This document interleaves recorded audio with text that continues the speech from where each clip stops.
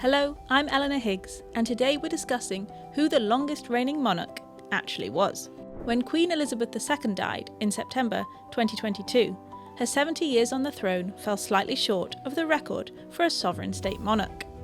That accolade belongs to Louis XIV of France, who ruled for 72 years until his death in 1715, although even his reign was but a flash in the pan compared to the longest-serving king of all time.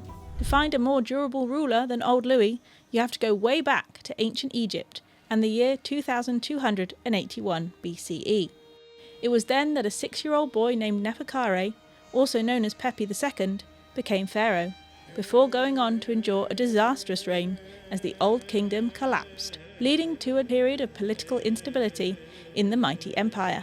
Pepi II went on to become the longest reigning monarch in history, although even this is contested. Most of what we know about him comes from the ancient historian Manetho, who wrote that Neferkare ruled for 94 years before dying at the age of 100. However, because Manetho lived around 2,000 years after Pepi II, it is suspected that his account may not be entirely accurate. Having said that, the data is supported by the so-called Papyrus of Kings, which lists all the pharaohs up until around 1650 BCE, and states that Pepi held the throne for over 90 years.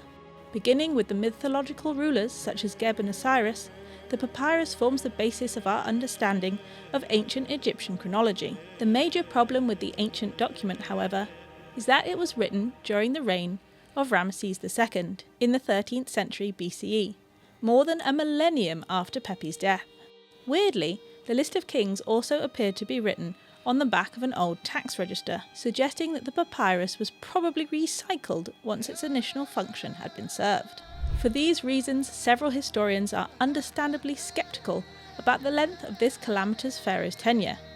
Living to the ripe old age of 100 was also pretty unusual in those days, and there are no inscriptions mentioning Pepi II after his 31st count, which would have taken place in the 62nd or 63rd year of his reign.